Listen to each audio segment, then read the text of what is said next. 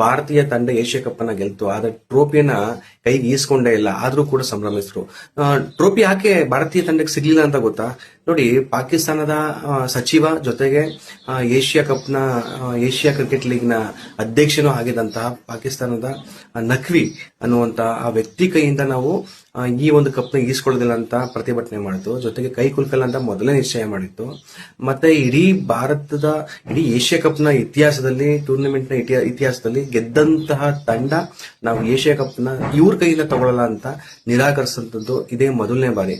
ದೃಢ ನಿಶ್ಚಯವನ್ನ ಭಾರತೀಯ ಆಟಗಾರರು ತೋರಿಸಿದ್ದು, ಭಾರತೀಯರ ಎಲ್ಲರ ಹೃದಯವನ್ನ, ದೇಶಭಕ್ತರ ಎಲ್ಲರ ಹೃದಯವನ್ನ ಮತ್ತೊಂದ್ಸರಿ ಗೆದ್ದು ಬಿಟ್ಟಿದ್ದಾರೆ ಈ ಹುಡುಗರು.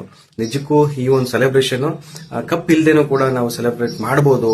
ಮತ್ತೆ ಈ ಒಂದು ವಿಡಿಯೋದಲ್ಲಿ ನೀವು ನೋಡ್ತಿರ್ಬೋದು, ಒಂದ್ ಕಡೆ ಪಾಕಿಸ್ತಾನದ ಸಚಿವ ಇನ್ನಿತರರಲ್ಲಿ ನಿಂತಿದ್ದಾರೆ ಟ್ರೋಫಿಯನ್ನ ಭಾರತೀಯ ತಂಡಕ್ಕೆ ಕೊಡಬೇಕು ಅಂತ. ಭಾರತೀಯ ಆಟಗಾರರು ನಾವು ಇವ್ರ ಕಡೆಯಿಂದ ಟ್ರೋಫಿಯನ್ನ ಈಸ್ಕೊಳ್ಳೋದಿಲ್ಲ, ಆಪರೇಷನ್ ಸಿಂಧೂರಕ್ಕೆ ಕಾರಣರಾದಂತಹ ಇಂತಹ ಕ್ರೂರಿಗಳಿಂದ ನಾವು ಟ್ರೋಫಿಯನ್ನ ತಗೊಳ್ಳೋದಿಲ್ಲ ಅಂತ ಒಂದು ರೀತಿಯ ಮೌನ ಪ್ರತಿಭಟನೆಯನ್ನ ಮಾಡ್ತಿದಾರಲ್ಲ, ಅದು ಭಾರತೀಯ ದೇಶಭಕ್ತರಿಗೆ ಎಂತಹ ಹೆಮ್ಮೆಯ ಕ್ಷಣ ಅಂದ್ರೆ ನಿಜಕ್ಕೂ ಖುಷಿ ಆದಂತ ವಿಚಾರ. ಇದರಲ್ಲಿ ಇಷ್ಟು ಜನ ಹೇಳ್ಬೋದು, ಇಲ್ಲ ಈಸ್ಕೋಬೇಕಾಗಿತ್ತಂತ. ಯಾಕೆ ಈಸ್ಕೋಬೇಕು? ಅಂತವರಿಂದ, ಅಂತ ನಾಲಾಯಕರಿಂದ ಈಸ್ಕೊಂಡು ಏನ್ ಸಾಧನೆ ಮಾಡ್ತೀರಾ?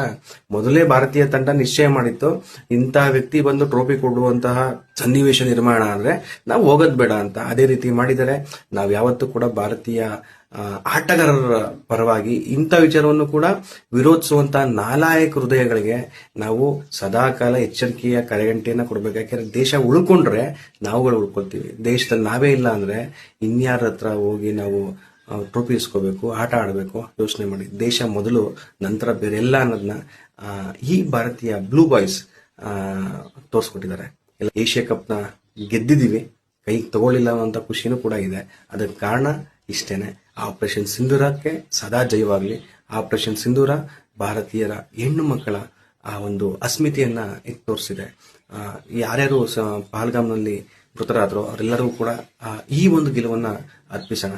ಈ ಒಂದು ಟ್ರೋಫಿ ಈಸ್ಕೊಳ್ದಿರೋದಂತಹ ಸನ್ನಿವೇಶ ನಿಜಕ್ಕೂ ಆ ಒಂದು ಸತ್ತಂತಹ, ಮೃತಪಟ್ಟಂತಹ ನಾಗರಿಕರಿಗೆ ಒಂದು ಶ್ರದ್ಧಾಂಜಲಿಯನ್ನ, ಆ ಗೌರವವನ್ನ ಸಲ್ಲಿಸೋಣ.